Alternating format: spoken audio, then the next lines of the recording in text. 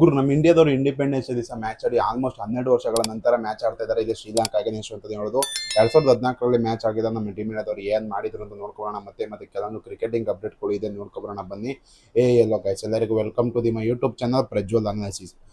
ಗುರು ನಮ್ಮ ಟೀಮ್ ಇಂಡಿಯಾದವರು 2014ರಲ್ಲಿ 244 ರನ್ಗಳಿಂದ ಸೋಲ್ತಾರೆ ಅಂತ ಹೇಳೋದು. ಟೆಸ್ಟ್ ಮ್ಯಾಚ್ ಆಡ್ತಾ ಇರ್ತಾರೆ ಇಂಡಿಪೆಂಡೆನ್ಸ್ ದಿವಸ.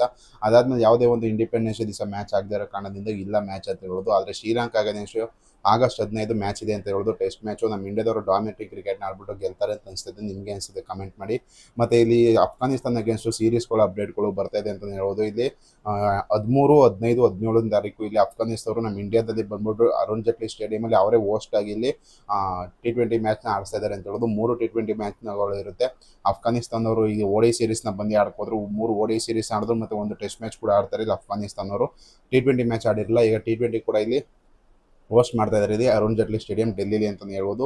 ಈಗ ಬರ್ತಾ ಇರುವಂಥ ಮ್ಯಾಚಸ್ಗಳಲ್ಲಿ ಇವರು ಅಫ್ಘಾನಿಸ್ತಾನವರು ಸಖತ್ತಾಗಿ ಆಡ್ತಾ ಇದ್ದಾರೆ ಅಂತ ನಿಮ್ಗೆ ಎಲ್ಲರಿಗೂ ಗೊತ್ತು. ಚೆನ್ನಾಗಿ ಟಕ್ಕರ್ ಕೂಡ ಕೊಡ್ತಾರೆ.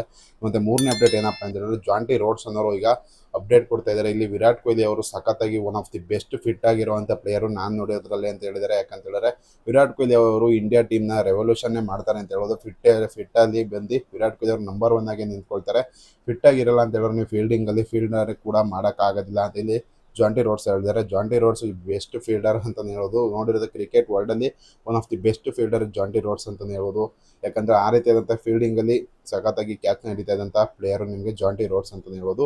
ಇಲ್ಲಿ 4ನೇ ಅಪ್ಡೇಟ್ ಏನಪ್ಪ ಅಂದರೆ ಅಜಿಂಕ್ಯ ರಹಾನೆ ಅವರು ರಿಟೈರ್ಮೆಂಟ್ ಕೊಟ್ಟಾಯಿತು ಅಂತ ಹೇಳೋದು. ಆದರೆ ವಿರಾಟ್ ಕೊಹ್ಲಿ ಅವ್ರ ಜೊತೆ ಬಾಂಡಿಂಗು ಯಾವ ರೀತಿ ಇತ್ತು ಅಂತ ಅವರು ಹೇಳ್ಕೊಂಡಿದ್ದಾರೆ ಅಂತ ಹೇಳೋದು. ವಿರಾಟ್ ಕೊಹ್ಲಿ ಅವ್ರ ಜೊತೆ ನಾವು ಸಾಕಷ್ಟು ವರ್ಷಗಳು ನಾನು ಆಡಿದ್ದೀನಿ ಅಂತ ಅಜಿಂಕ್ಯ ರಹಾನೆ ಅವರು ಹೇಳ್ತಾ ಇದ್ದಾರೆ. ಮತ್ತು ವಿರಾಟ್ ಕೊಹ್ಲಿ ಹಾಗೂ ನಾನು ಒಂದೇ ಒಂದು ಗೋಲ್ನ ಇಟ್ಕೊಂಡು ನಾವು ಮುಂದೆ ಹೋಗ್ತಾ ಇರೋದು. ಏನಪ್ಪ ಅದು ಗೋಲ್ ಅಂತ ಹೇಳಿದ್ರೆ ನಿಮಗೆ ನಾವು ನಮ್ಮ ಟೀಮ್ ಇಂಡಿಯಾದವರು 2016, 17, 14ರಲ್ಲಿ ಟೀಮ್ ಇಂಡಿಯಾದವರು 6-7 ಸ್ಥಾನದಲ್ಲಿ ಇರ್ತಾರೆ. ಅಲ್ಲಿಂದ ಟೆಸ್ಟ್ ಕ್ರಿಕೆಟ್ನ ನಾವು ನಂಬರ್ 1 ಟೀಮ್ ಆಗಿ ಮಾಡಬೇಕು ಅನ್ನೋದೇ ನಮ್ಮ ಇಬ್ಬರು ಗೋಲ್ ಆಗಿತ್ತು ಅಂತ ಹೇಳ್ಬೋದು. ಅದನ್ನ ಅಚೀವ್ ಕೂಡ ಮಾಡ್ತಾರೆ ಅಂತ ಹೇಳ್ಬೋದು.